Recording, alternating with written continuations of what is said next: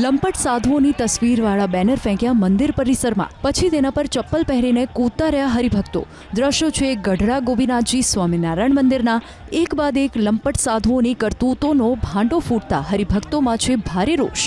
વડતાલ બાદ આજે હરિભક્તો પહોંચ્યા ગઢડા મંદિરે અને લંપટ સાધુઓના વિરોધમાં ભારે હોબાળો મચાવ્યો। લંપટ સાધુઓને ભગાવો, સંપ્રદાય બચાવો, આવા લખાણવાળા બેનર સાથે હરિભક્તોએ મંદિર પરિસરમાં ભારે સૂત્રોચ્ચાર કર્યા।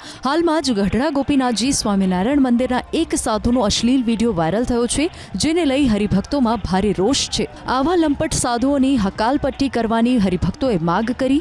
એટલું જ નહીં, ગઢડા મંદિર બોર્ડના ચેરમેન હરિજીવન સ્વામી હાય હાયના નારા લગાવ્યા। હરિભક્તો જ્યારે ઓફિસમાં આવેદનપત્ર આપવા ગયા તો હરિજીવન સ્વામીએ આવેદનપત્ર સ્વીકારવાનો ઇનકાર કર્યો। બાદમાં ટ્રસ્ટીએ આવેદનપત્ર સ્વીકાર્યું। ગઢડા મંદિર બોર્ડના ટ્રસ્ટી બકુલ પટેલે ખાતરી આપી કે તપાસ કરી કાર્યવાહી કરાશે। જો કે હરિભક્તોનો રોષ થમ્યો નહીં। હરિભક્તોએ 7 દિવસનું અલ્ટિમેટમ આપી લંપટ સાધુઓને હટાવવાની માંગ કરી। 7 દિવસમાં લંપટ સાધુને દૂર ન કરાય તો ઉગ્ર આંદોલનની ચીમકી ઉચ્ચારાઈ। અરે કલંક રૂપ છે, અમને નીચે જોવા જેવું થાય છે। રોડે નીકળાતું નથી તિલક ચાંદલો કરીને, એટલે આરામી લોકો છે આ વંટી ગયા, લંપટ થઈ ગયા છે। અને સાલા સૃષ્ટિ વિરુદ્ધ ના કરે, નોટું છાપે, હામાં કાંઈ પણ કરે, કોકની બાયુને લઈને ભાગી જાય, કોકની છોકરીઓ માથે કરે, રેપ કરે, જમીનો હડપ કરે।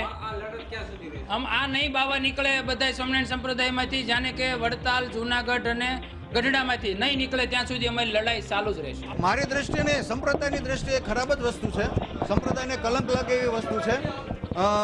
એટલે મને તો દુઃખ છે, સંપ્રદાયના બધા સંતો હરિભક્તોને દુઃખ હોય। 100% એની તપાસ કરી અને જો દોષિત હોય એને હકાલપટ્ટી કરવી પડે, એની ઉપર કાર્યવાહી કરવી પડે। 100% આવતા બોર્ડમાં આવતી મિટિંગમાં જ એની પર કાર્યવાહી કરવાનો અમે ઠરાવ કરશું।